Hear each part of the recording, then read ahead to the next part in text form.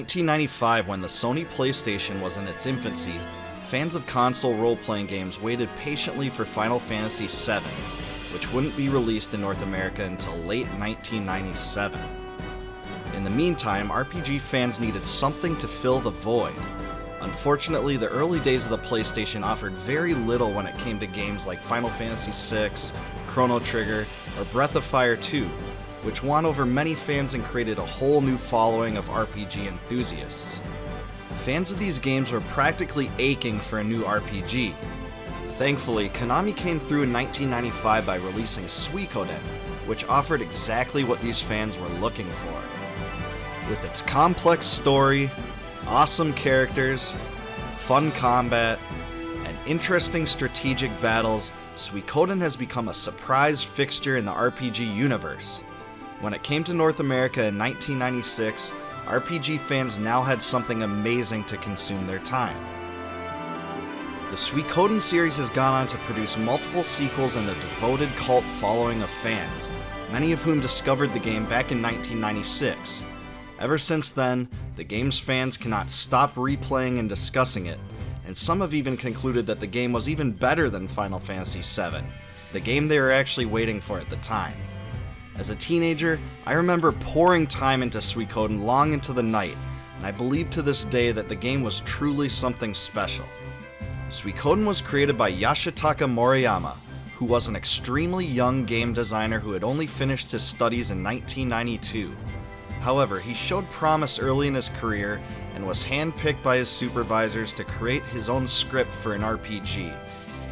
Along with game designer Junko Kawano, he created a prototype for the script that would eventually become the game Suikoden II, but the internal console that the game was initially planned to be on was scrapped. After Konami had committed instead to developing games for Sony's upcoming console, the PlayStation, Moriyama began to work on a prequel to his original story, deciding for the time being that the original was too ambitious and complex. One of the key decisions Moriyama made early in Suikoden's development was a commitment to traditional 2D sprite graphics rather than 3D.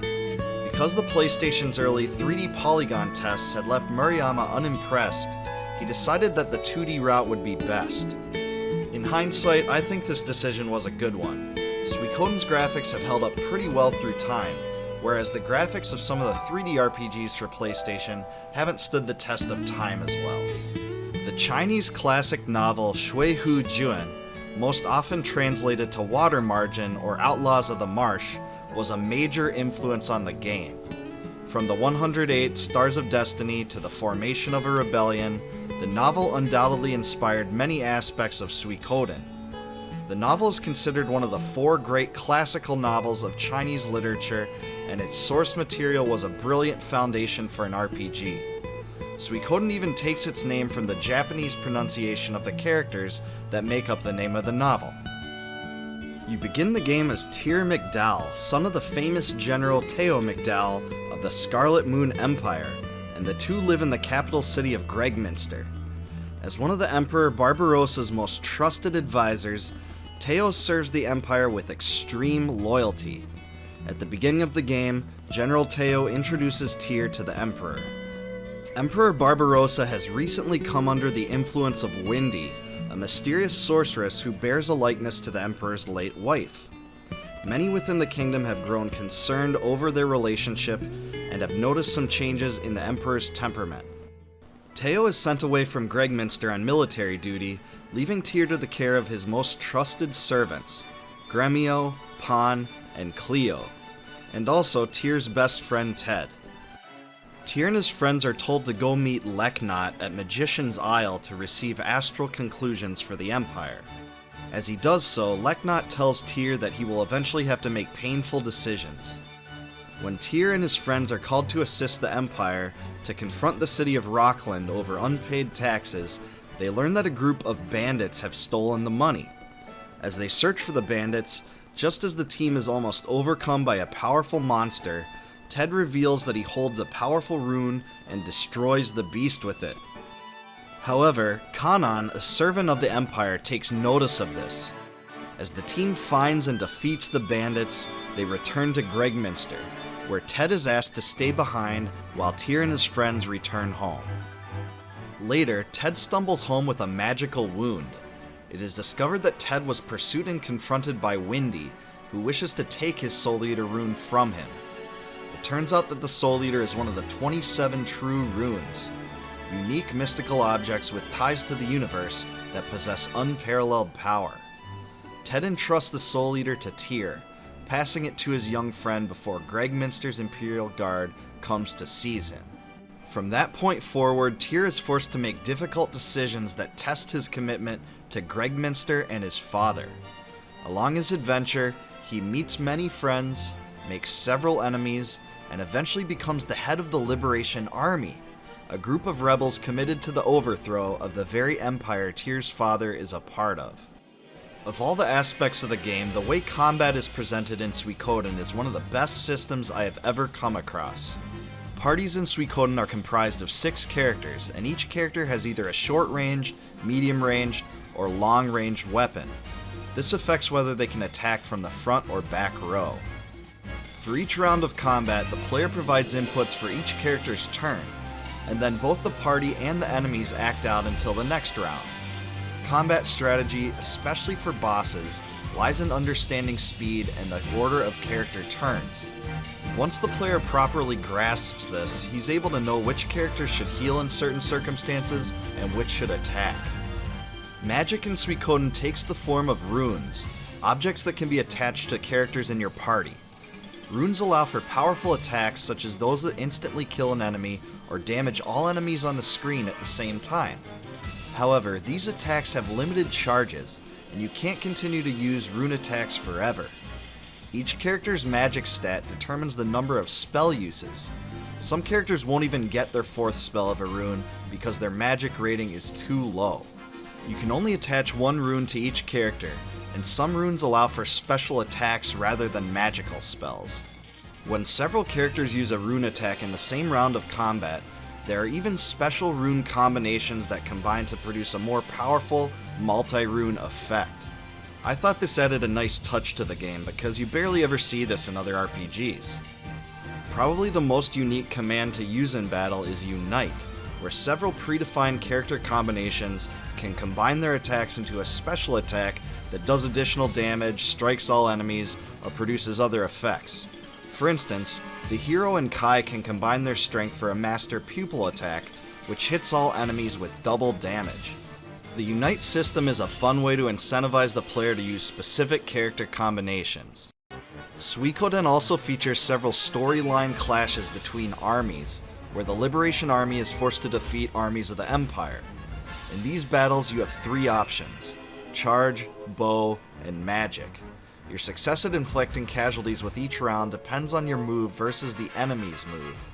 Strategists, thieves, ninjas, and merchants can also be used to boost the power of your own forces, learn the enemy's next move, or convince enemies to defect to your own army.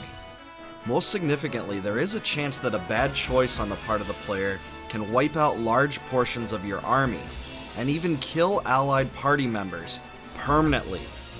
Even though these battles mostly come down to a game of rock, paper, and scissors, they are extremely fun, add variety, and provide a great touch for the story. If the strategic battles weren't enough, the game also features several occasions in which one-on-one combat occurs between a protagonist and antagonist. In these battles, the attack, defend, and desperate attack commands mostly replicates another paper, rock, scissors affair. By listening to how the enemy responds to each round, the player can usually determine his next move. These special duels provided a great way to develop the characters and make the conflict into a more personal affair. When it comes to graphics, the game is a slight step above the best-looking SNES RPGs.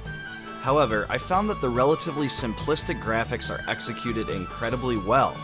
The sprite animations are fantastic, and the game delivers interesting graphical spell effects in vibrant colors. The overworld and background graphics are pretty basic, but the zooming and turning camera movements in battle make you feel more engaged. Nothing will blow you away here, but the game really wasn't trying to be flashy in the first place. The music in Suikoden is definitely one of the game's best aspects as well. In fact, I think this score is one of the best RPG scores ever, especially for a non-Square Enix game. Suikoden's upbeat melodies, infectious harmonies, and memorable tracks will certainly captivate players that expect a great score of music to accompany their experience. Because the game's story encompasses many different themes and moods, there's a big contrast between the more optimistic tracks and the darker ones. I thought this dichotomy was used extremely effectively, and it leads the player to experience the emotions of the game in the way the developers intended. The music used during the opening title video is just awesome, and it sets the stage for the entire game.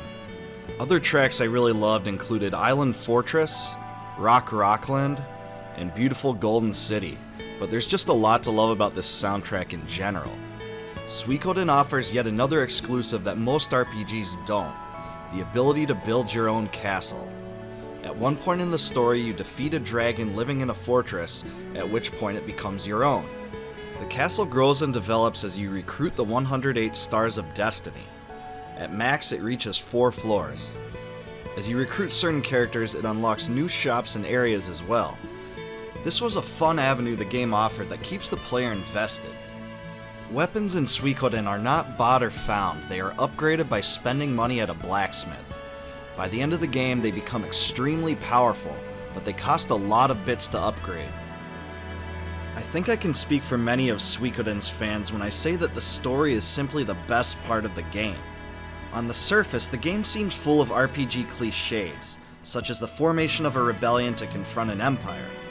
However, there's also lots of twists and turns that left me shocked when I first played through this game. A few of the moments in the game will also tug at your heartstrings as well. Now, onto my criticisms. Inventory management in Suikoden is a real pain. This is because each character only has 9 slots for items, which makes it necessary to constantly pass items between characters and sell old ones. When an item is picked up in the game, it always goes to the first character available with an open item slot. Unfortunately, this adds even more time to your menu navigation. Another qualm I have is that the main story of the game is just too short. A typical playthrough lasts only about 20 hours, but the game does offer quite a bit of different side content to offset this. Namely, the ability to recruit all 108 total characters, the 108 Stars of Destiny. There's a mandatory dice minigame at one part of the game that most fans seem to like, but I thought it just stalled the story a little bit. Overall though, Suikoden proves that there's a lot more to love than there is to criticize. In 1996, Konami released the first Suikoden game to North America. It was met with great acclaim to fans of console RPGs and began a new franchise. Konami then followed suit with a sequel, Suikoden II, in 1999. Like the first game, Suikoden II was the masterwork of Yoshitaka Moriyama, who had already concocted many of the game's premises prior to the original Suikoden's development. This was because the original script of Suikoden II was first written for a Konami internal console that was eventually canned when the company decided to publish games for the Sony PlayStation. Moriyama decided that the original script would be too difficult to pull off without first creating a less complex story first. So a few years later, he dusted off the original script for Suikoden II. The events of Suikoden II pick up 3 years after the events of the original game. The main protagonist, Ryu, and his friend Joey are members of the Highland Army's Youth Brigade camp. Rumors seem to indicate that a bloody conflict between the Highland Kingdom and the city-states of Joustin is about to come to an end. As a result, the soldiers in the camp are in a jubilant mood as they believe that they will soon return home. Ryu and Joey suddenly wake up in the middle of the night to the sounds of battle and cries of anguish, discovering that their camp has been set on fire. They escape into the mountains but decide to report to Raud, their commander. When they go back and do so, they see Raud meeting with Prince Luca Blight, where they come to a horrific realization. The assault on the camp was a false flag attack set by Luca Blight, who intends to subdue Joustin under his rule by continuing the war. Joey confronts Raud but is stopped by Ryu, and the two are able to escape to the cliffs behind camp. Before jumping into the rapids below, they make a promise to each other to return to a rock there to unite once the conflict is over. Ryu is discovered by Victor and Flick, who are immediately recognizable from the first game. and this is where the story truly begins. As far as combat goes, there isn't very much change from the original Suikoden. Parties consist of 6 characters, and each character has a short-ranged, medium-ranged, or long-ranged weapon. This determines whether or not the character can attack from the back row. As in the original game, magic in Suikoden II revolves around runes, and characters can use their runes to inflict damage in combat. Thankfully, there is now a 3-slot system that allows characters to equip up to 3 runes at once. This was a welcome change that added a bit of diversity and customization that the original Suikoden lacked. Also, the Unite system is back again, and predefined groups of characters can engage in special Unite attacks if the required characters are all present in the same party. Unite attacks incentivize adding certain characters to your party to maximize your damage potential, and it really is a fun aspect of the Suikoden series that most other RPGs just don't offer.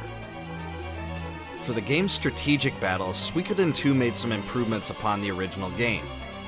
While the basics of the strategic battle commands have remained similar, hero and enemy forces are now divided into units on a map, making movement a key part of the clashes. Like the first game, there are 3 types of units: infantry, archers, and mages. However, unlike the first game, army battles in Suikoden II are based on unit attributes, so attack, defense, and runes control the outcomes. Thankfully, there is also added support skills such as healing to augment the strategy. All in all, Suikoden II offered some nice touches that made its strategic battles plainly better than the original Suikoden.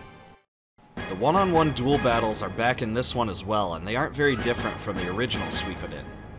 Your 3 command options, attack, defend, and wild attack, basically comes down to a paper, rock, scissors game. However, what does make these duels fun is that the enemy typically makes a statement prior to his next move, which usually determines what he's about to do. Though pretty simple, the duels do help advance the story pretty well. Of all the characteristics of Suikoden II, I think the game's story is the very best part. It's clearly darker and more serious than the first Suikoden, which seemed quite a bit more optimistic. For embracing this type of story, I think Suikoden II definitely surpassed my expectations.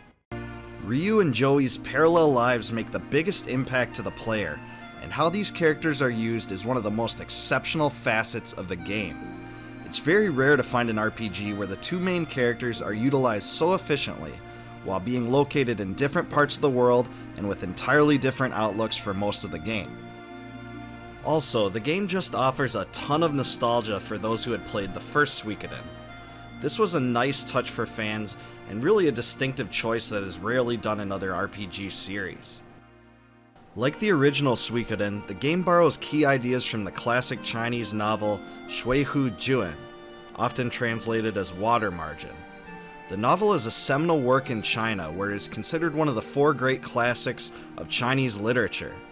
Among the influences lifted from Water Margin are the inclusion of exactly 108 characters. These characters are known in the game as the 108 Stars of Destiny. Being able to recruit this many characters offered a fun challenge and some replay value to the game that would not have existed otherwise. And speaking of the 108 characters in Suikoden II, one of them is Tyr McDowell, the hero of the first game. Being able to recruit him was definitely an unexpected touch, and it brought back a lot of great memories. In order to unlock Tyr, one must first load save data with all 108 Stars of Destiny from the original Suikoden at the beginning of the game.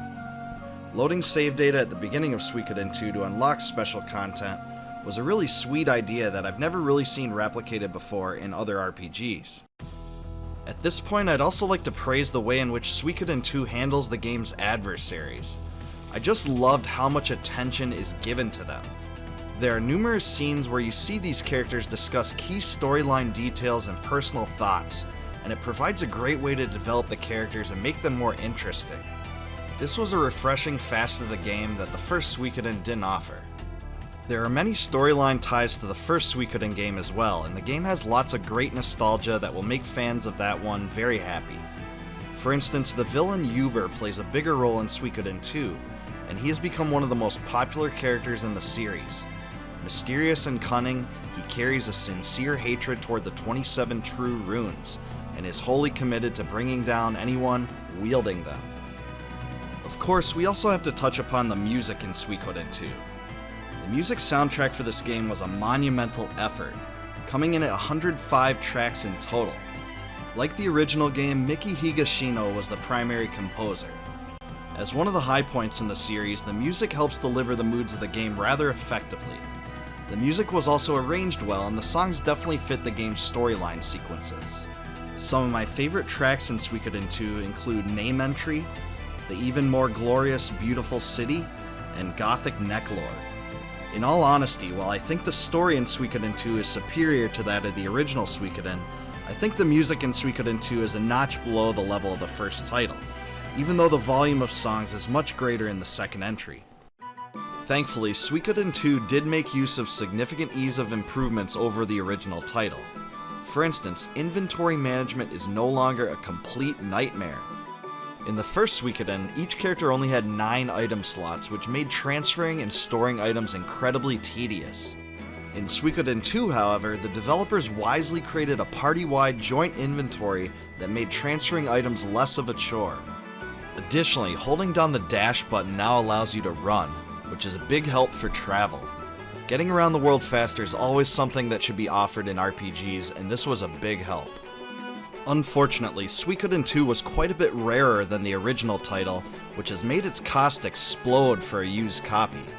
Thankfully, the game was finally re-released on the PlayStation Store a few years ago for a much lower price. Suikoden II offers a lot of great features that will please fans of classic RPGs, and especially fans of the original game. In the context of today's gaming age, a lot of people would be turned off by the random battles and 2D sprites, but those two facets are what made Suikoden fans flock to this game in droves.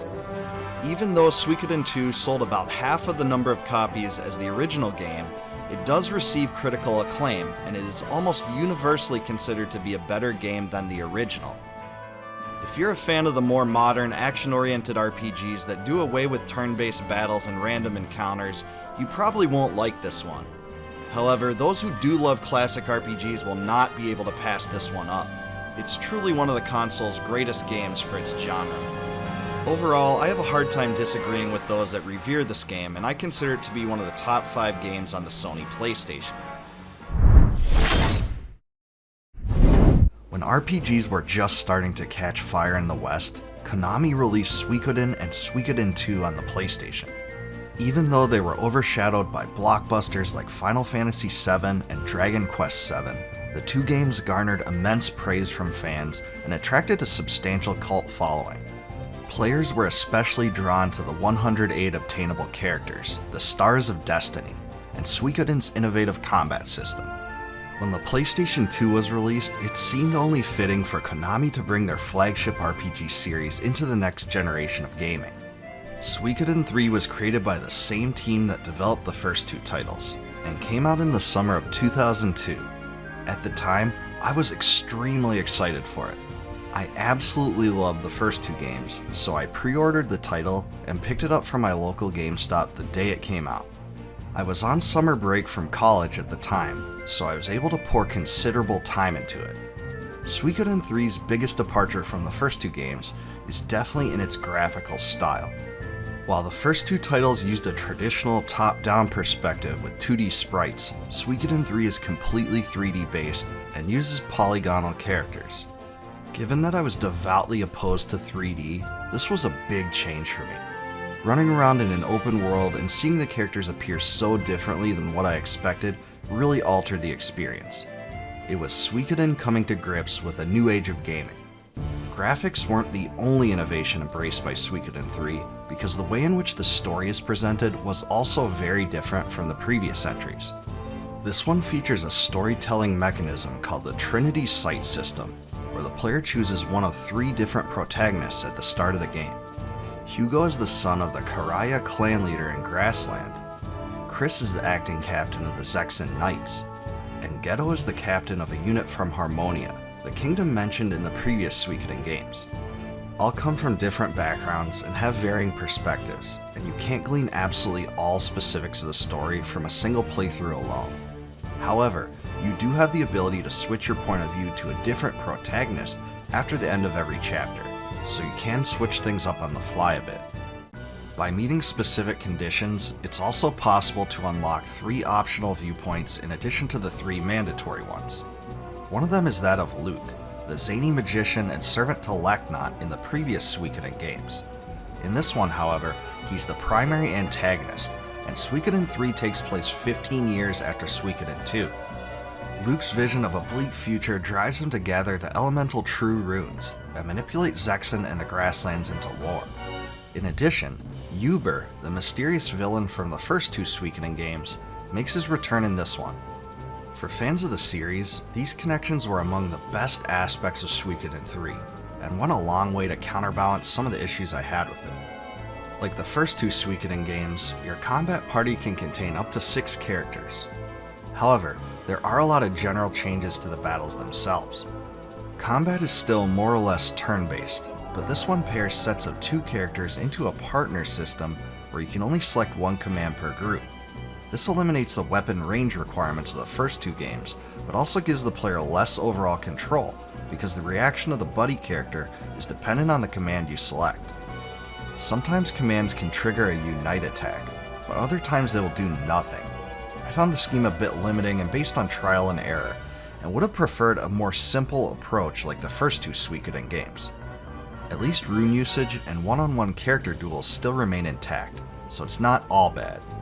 As in the first 2 Suikoden entries, there are also strategic battles that involve your entire army.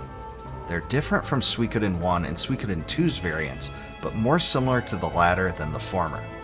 Player and enemy units occupy nodes, and can only attack a unit on an adjacent node. Each army battle has specific objectives, and runes can be used to cast spells before engaging in battle. The army battles are similar to normal battles, except you only have 3 options for them: attack, defend, and retreat. Attack engages the enemy as an auto battle, defend conserves your action gauge, and retreat moves the unit back 1 space. The more Stars of Destiny you've recruited, the more powerful your army will be.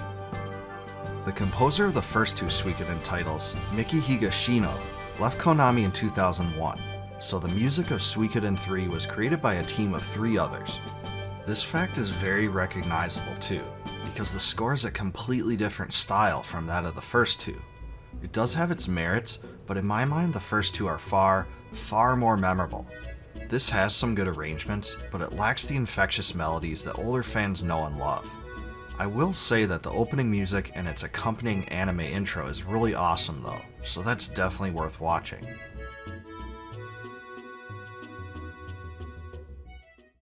One of the best parts of the first 2 Suikoden games is that you get a castle that gets progressively bigger and bigger the more characters you recruit. In Suikoden III though, you only get an old dilapidated one that isn't as interesting. It does get bigger eventually, but some areas continue to be run down and in need of repairs until the very end, and it just doesn't give you the same sense of expansion and grandeur as you would have expected. Suikoden III is definitely the most challenging game of the franchise, which is refreshing in some ways, but part of that difficulty results from the confusion of the battle system. There are also a few places that will just wipe you out completely unless you're sufficiently leveled, and you can actually get trapped in places where you can't grind. Looking back, I just don't have a huge degree of nostalgia for Suikoden III. I really tried, but I just don't feel for the title's characters like I did Gremio, Pan, Matthew, Flick, or Victor. There's just no comparison to me. I like how both Luke and Xygor were utilized in the story, but it wasn't enough to offset the lack of connection I had with the protagonists. Delivering the plot through multiple perspectives was also an interesting idea, but I think the original presentation was superior. Dividing the plot into 3 segments gives less time to build relationships between the characters and the player, and I think Suikoden III suffers a bit from that loss. The 3D visual style, while relatively new in its time, simply doesn't hold up as well as the original sprite-based approach. Though having a certain charm, it just doesn't work as well. The graphics themselves are palatable, but the animations, especially when running, are pretty terrible and haven't aged well. I do think the story used some of the trademark humor that Suikoden fans had grown to love, so I'll give it credit for that. It's still a great game in its own right, but I don't think it comes close to the greatness of the first 2 Suikoden titles. Still, it's probably a top 10 RPG on the system, and certainly worth playing for old school RPG enthusiasts. Suikoden and Suikoden II were both RPGs that flew under the radar on the PlayStation, but both became cult classics that are widely appreciated now. Suikoden III represented the franchise's entry into the 64-bit era, but it did throw a few curveballs into the series, especially through the various combat changes and by presenting the story through the eyes of multiple characters. Suikoden IV, which was released about 2 years later, seemed to bring the series back to its roots to some extent. Suikoden IV ties in with the canon established by the franchise, and takes place 150 years before the events of the first Suikoden game. It's the first entry in the series to be produced after the departure of franchise creator Yoshitaka Moriyama from Konami. Beyond that, there were other notable changes, including the introduction of voice acting for the first time. And I would actually say the voice acting quality is pretty good overall. There's a few spots that are a little oddly adapted, but it's really not as bad as some of the other voice acted games from this era. Not all the text is voice acted either, but the major storyline dialogue is. Unlike Suikoden III, Suikoden IV returns to a single narrative that plays out through the eyes of a single protagonist. This move isolated Suikoden III from the other titles, and went back to a more simplified approach. As far as I see it, this was a good decision. Since the player isn't just bounced between many different groups of characters, you're able to watch them grow in a unified narrative. Also, in an area that will be very familiar to Suikoden 1 and 2 fans, the main protagonist is silent, though you do get to select from various dialogue options throughout the game that dictates how certain things play out. And speaking of the protagonist, you play as Razro, who is training to become a Knight of Gaian, a dukedom on an island in the Kuknazi Sea. During his training, the Gaian Knights become involved in a conflict with a group of pirates.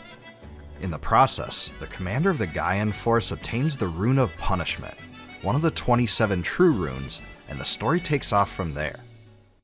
Much of it consists of Razro's attempt to clear his name against the wrongful accusations against him, and to unite islanders against the ruthless Kuluk Empire. Thematically, it fits perfectly into Suikoden's universe, which always focused on the history of the runes and their power to create both chaos and peace.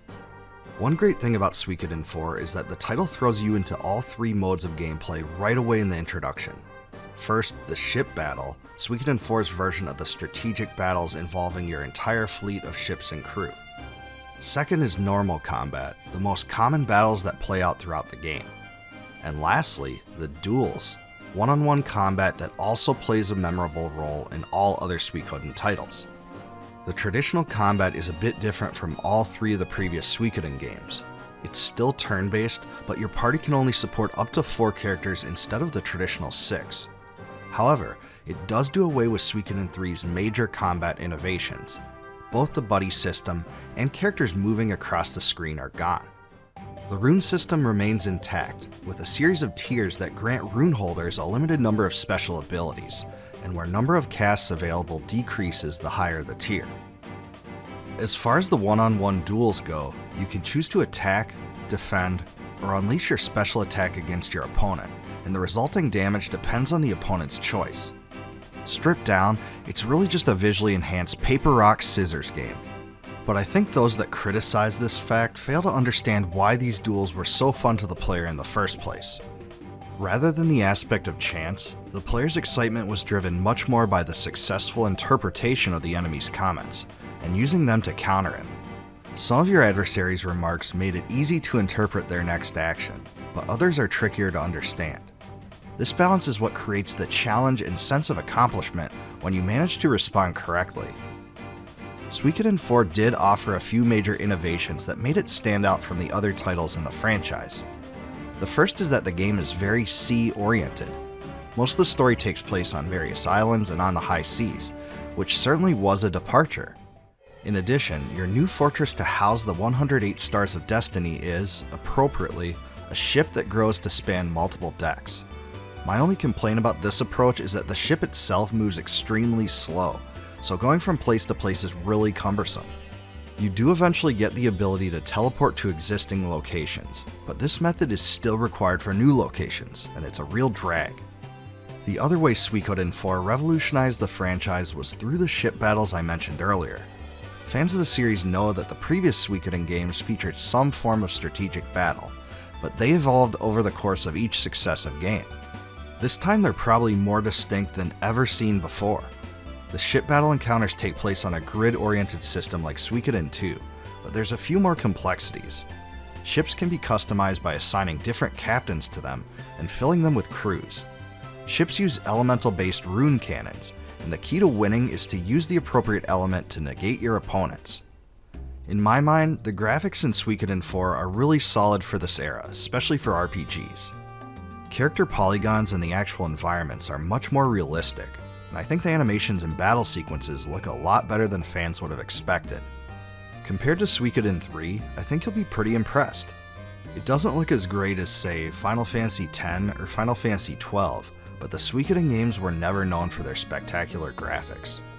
If you're like me and think that Suikoden III jumped the shark a bit by introducing 3D graphics, I think you'll be more satisfied with Suikoden IV for improving a lot in this area.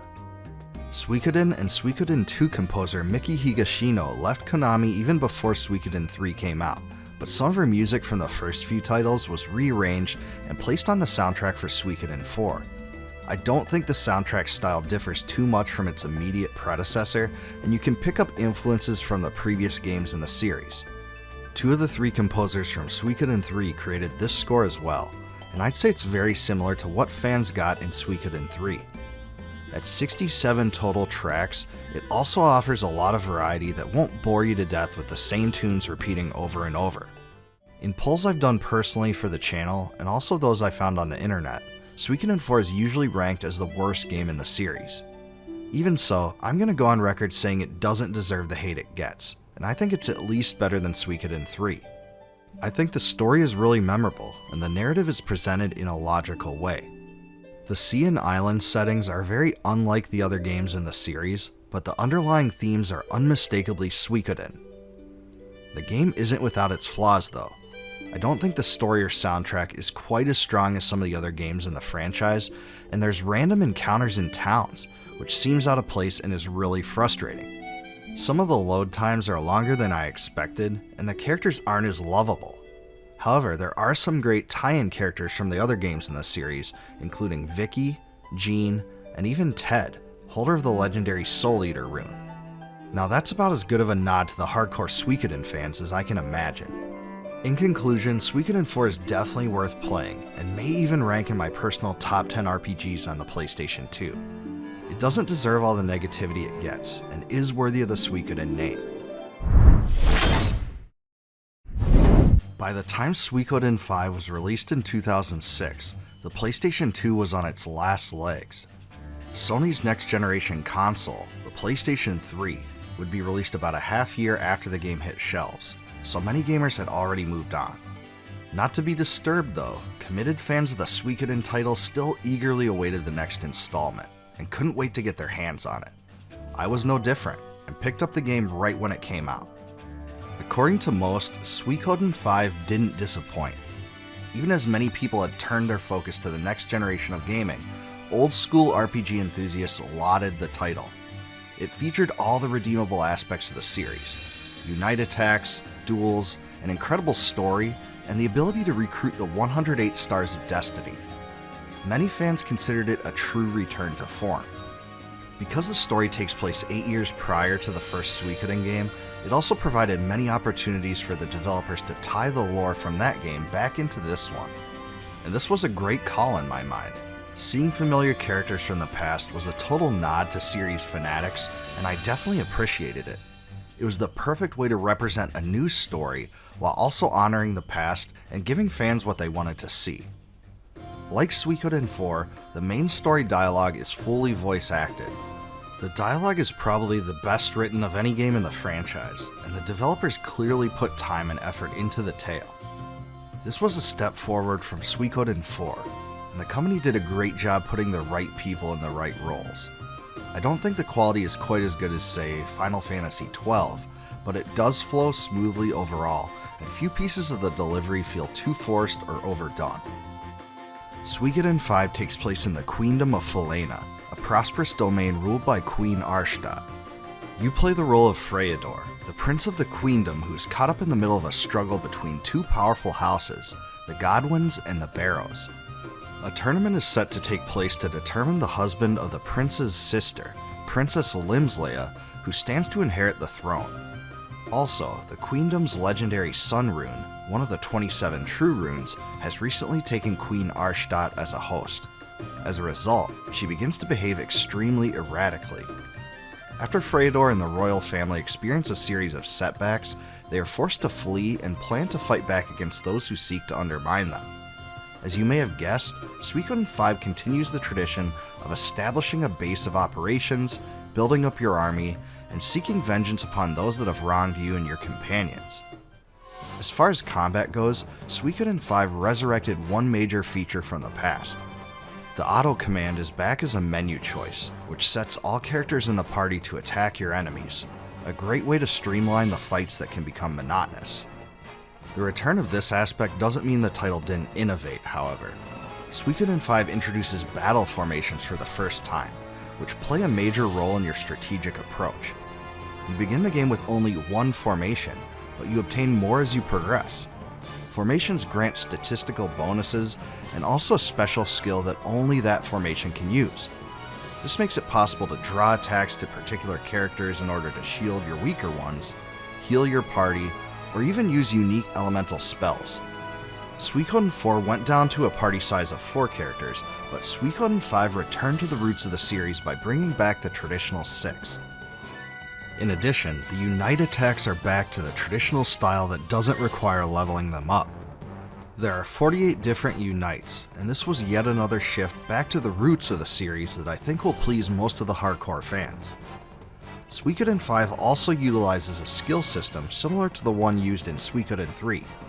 Characters gain SP in battle, which can be used to enhance things like attack power, magic power, and vitality. This functioned as a creative advancement mechanism on top of leveling, and opened up character customization options similar to those embraced by the Star Ocean games. Suikoden is known by RPG fans around the world for its army battles, so Suikoden V gave fans one more reason to rejoice. Each successive title in the series made its own tweaks of these special strategic encounters, but this one brings back army battles that are most similar to the ones seen in the first Suikoden game.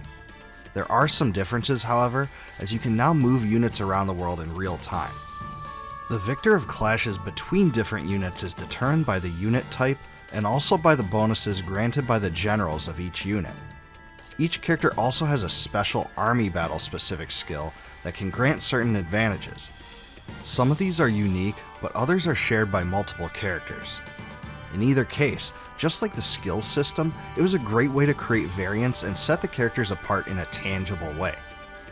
Duels are still here and they function exactly like they do in the other Suikoden games. There are 4 total, which I think is just about the right amount. The game does a very good job at varying the gameplay between storyline, normal battles, army battles, and duels, and the balance in Suikoden V's gameplay is definitely one of its most attractive qualities. The soundtrack embraces the same style as Suikoden and Suikoden II, while also reusing remastered pieces from those 2 games, so I think it's really enjoyable.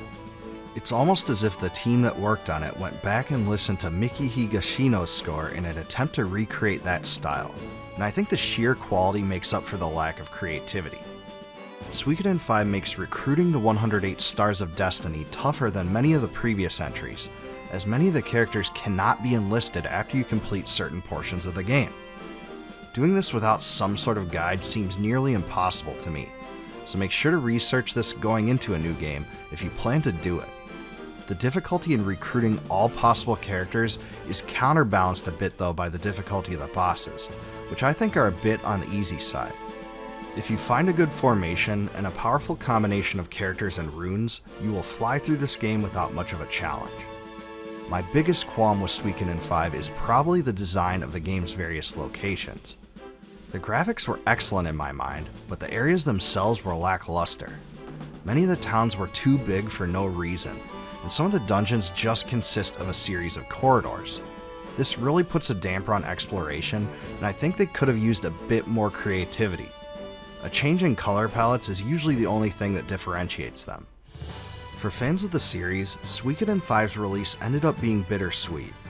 Despite all the fun it provided to those that love these titles, it was the last numbered one in the franchise, and it ended up being a flop in terms of sales. Less than 200,000 copies were sold in its first year in Japan, and it did even worse in North America. Even still, I think Suikoden V is the best Suikoden game on the PlayStation 2. It had a compelling story that was never a bore, and also fun characters, great progression systems, and good music. It was really all I could ask for given that the creator and mastermind of the series had left Konami. It's just heartbreaking there was never another mainline Suikoden game after this one. In 2009, there was a spin-off title on the Nintendo DS called Suikoden Tierkreis, but it just wasn't the same. There was also a Japan-only Suikoden title on the PSP that takes place outside of the main canon. When Suikoden V was released, I never expected it to be the true twilight of the series, but that's really what it ended up being. Regardless, it's absolutely worth returning to, especially if you're a fan of retro RPGs and never played it back then. Back when Suikoden had one of the biggest cult followings of any RPG franchise, tactical RPGs like Final Fantasy Tactics and Vandal Hearts were also quite popular. To expand the franchise beyond its traditional bounds, Konami made a daring decision when it decided to adapt Suikoden to the strategy subgenre. The result of this was Suikoden Tactics, which came out between Suikoden IV and Suikoden V on the PlayStation 2. Oddly enough, in Japan it was called Rhapsodia. In terms of continuity, parts of Suikoden Tactics transpire prior to the events of Suikoden IV, but most of it occurs afterward, and several of the concepts and characters are intertwined with each other. In Suikoden Tactics, you take on the role of Kirill, a young boy traveling with his father, Walter, to seek out and destroy rune cannons, the source of immeasurable power. During the nighttime raid of a ship, Walter is shot by a rune cannon, which transforms him into a horrifying sea creature. No longer in control of his mind, he lashes out at Kirill but is stopped by Andark, who slays Walter in the process. All of this craziness takes place as the group becomes caught up in the middle of a squabble between pirates. Steel, a pirate holding the Rune of Punishment, one of the 27 true runes, uses his mysterious power against his rivals Brando and Edgar. In the process, the power of the blast kills him. As a result, Brando acquires the Rune of Punishment, a key storyline detail at the heart of Suikoden IV. From there, Suikoden Tactics jumps forward 10 years, where Kirill turns his mind back to the mission of his father. The story branches out from there, with friends to recruit and political challenges to overcome. Like you may imagine, battles take place on a grid and gameplay is very similar to what you'll find in other tactical RPGs. One difference though is that certain areas of the map are covered in one of 4 colors to represent a different rune type. Some of these are natural, but others can be created through your own runes. The different elemental colors affects many things, including the power of your character's attack, defenses, and whether they regain or lose health at the end of a turn. Aligning your characters and their affinities with the proper colors is vital and a definite creative touch, but it also forces you to plan every decision you make around it. Like nearly every strategy game, flanking enemies from the back or side will also improve your damage. There's no job system, but characters do have some unique traits, including range and weapon types. Characters are divided into various archetypes though, so fighter types cannot use the runes of magician types, and vice versa. Like the other Suikoden games, you upgrade your weapons rather than collecting them. If you're a fan of the Unite attacks from the other Suikoden games, you'll be pleased to know that they're incorporated here as cooperative attacks. There are 2, 3, and 4-person attacks of this kind. Unfortunately though, they require you to set up your characters in specific formations, so they're much tougher to execute than they are in the other Suikoden games. I found that this limitation required sacrifices that sometimes weren't worth it. In fact, they almost never were, and it really detracted from what could have been a very fun tie-in from the other games in the series. As for the art style, I'm really not a big fan of it. It uses a really cartoony, cel-shaded look that really is a stark contrast with the rest of the games in the series, and I think this was a huge mistake. It's pretty unfortunate, especially because series mainstay Junko Kawano was so deeply involved with the game's development. If the developers wanted to bring Suikoden into a new form, they really should have made the characters appear more similar to those in Suikoden III or IV. Also, all the sprites have thick dark edges that make them look super out of place. They don't blend in with the backgrounds at all. This really is a big shortcoming.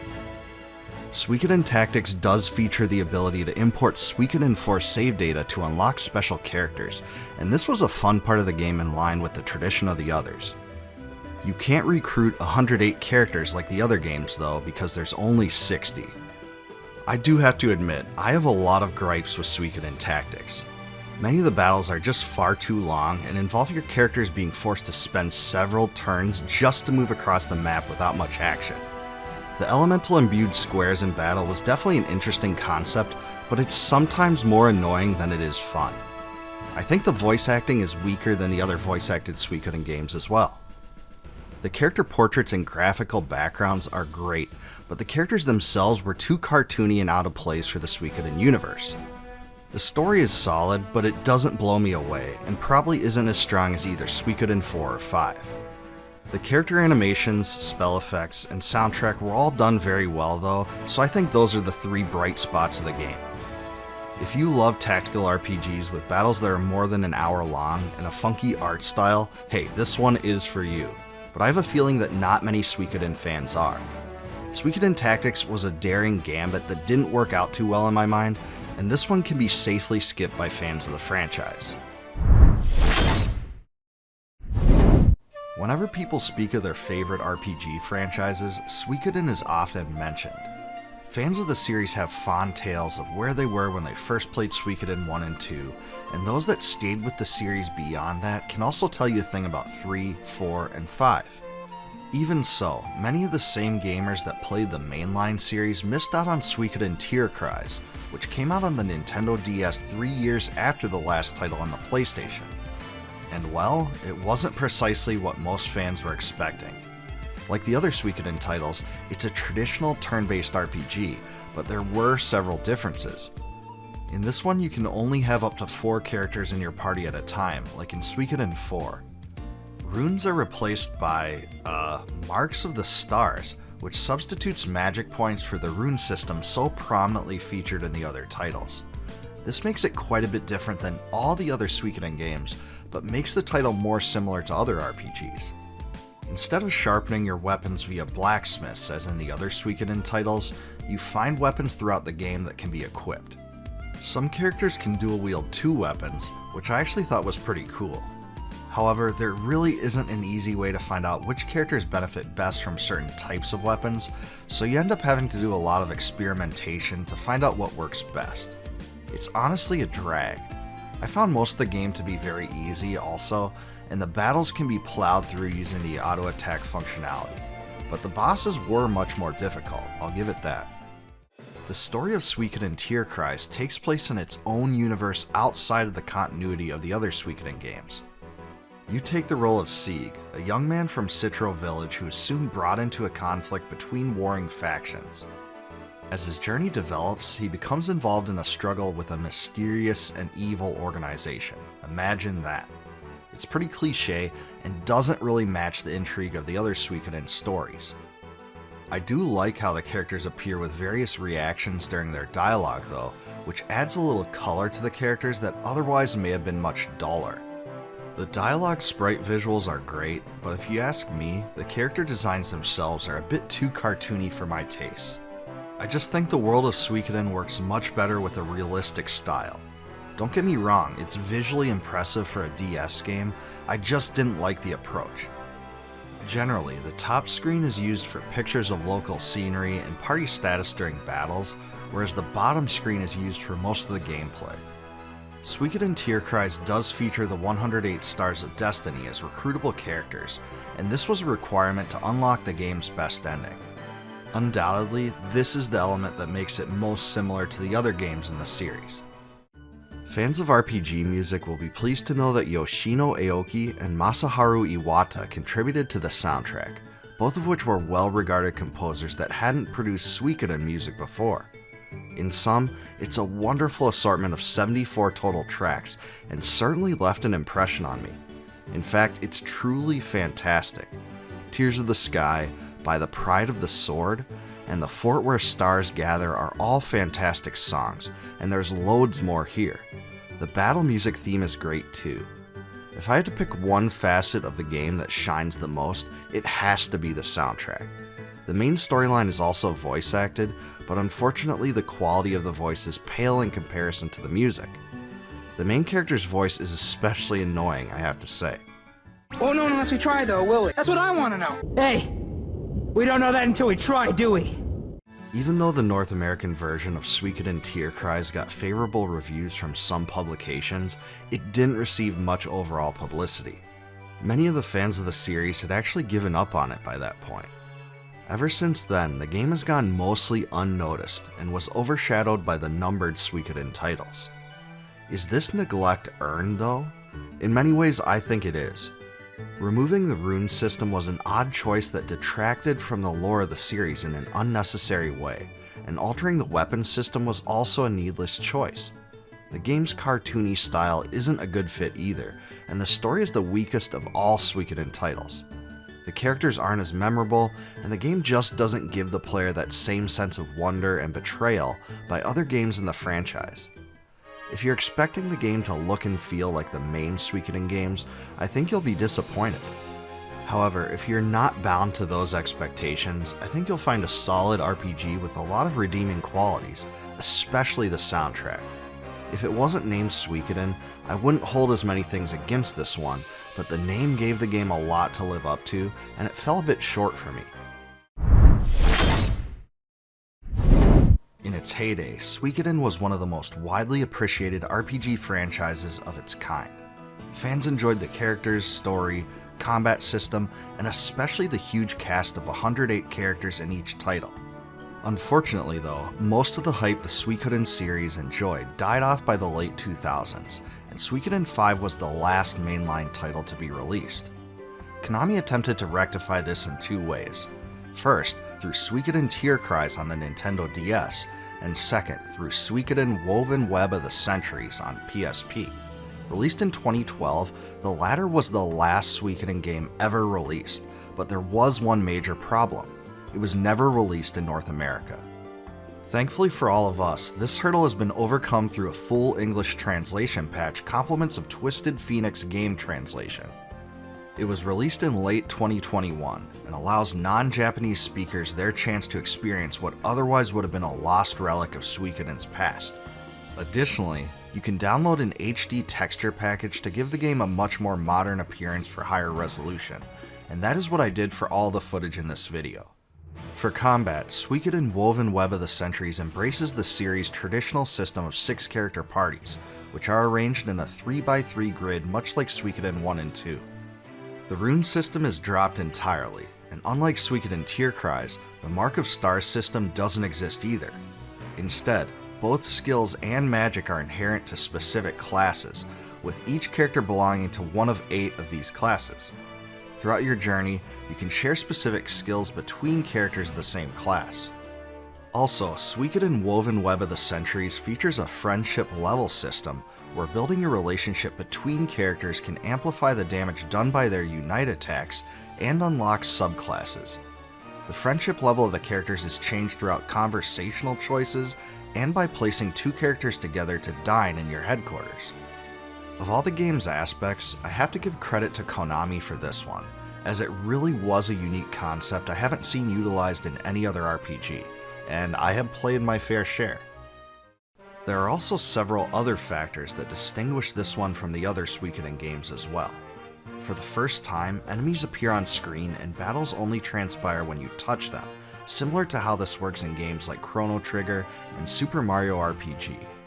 Additionally, there isn't a free-roaming world map, you can just navigate to various nodes. What's more is that you don't even roam around through towns or your headquarters, you just select nodes there to move as well. This honestly was extremely limiting and made the game feel less explorative than the rest. Also, just like in Tierkreis, Woven Web of the Centuries doesn't have the army battles or any one-on-one duels, both of which were memorable fixtures of the franchise that were just abandoned. Also, as in Tierkreis, Woven Web of the Centuries takes place within the Million World multiverse, so there are thematic similarities, but it doesn't exist in the same continuity of the mainline titles. In this one, you play as an unnamed hero who is a young swordsman from Therbe Village. He learned a special fighting technique called the Blue Flash style from his mother, who was killed when the hero was younger at the hands of soldiers from the Ionian Empire. His father was a legendary hero named Torwald who saved the world from a centennial monster that appears every 100 years. As the story progresses, the hero is thrown into a conflict with the Ionian Empire, and eventually discovers a mysterious tree whose branches stretch out through the ages and allow for time travel to the past. So yeah, this game incorporates time travel for the first time in the Suikoden universe, and you actually recruit the 108 Stars of Destiny in different points of time. It's a bit of an odd but bold choice that doesn't really match the themes and spirit of the previous entries. The only downside of recruitment in this one is that there are only 18 total playable characters, which was a much smaller percentage than some of the other Suikoden games. Woven Web of the Centuries is also filled with animated cutscenes. These aren't dubbed into English, but there are subtitles, and I'm definitely grateful for this decision because I think it's the best choice.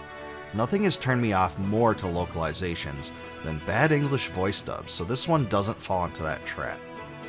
The soundtrack for this game was created by Seiichi Takamoto, who wasn't involved in the music for any of the previous Suikoden soundtracks from what I can tell. He didn't have nearly as much acclaim as some of the other composers that produced music for this series, and had no experience prior to this one with RPGs of any kind. Even so, I think he did a great job, and this is a quality score that redeems Woven Web of the Centuries to some extent. When it comes down to it, Suikoden Woven Web of the Centuries is a mixed bag. If you're looking for Suikoden VI, you won't find it here, but it's still a good RPG. It uses some concepts that were daring and risky, but not all of them paid off. Dropping duels, army battles, and even the rune system so familiar to fans were bad choices in my mind. Even still, the soundtrack is great, and the characters and story are at least somewhat interesting. I also like the graphical presentation far more than Suikoden Tierkreis, and the battle animations for both the characters and the enemies were much better and more realistic. Woven Web of the Centuries will certainly scratch the old school RPG itch, and the translation and texture package are both great, but the title still doesn't epitomize the best the Suikoden series had to offer.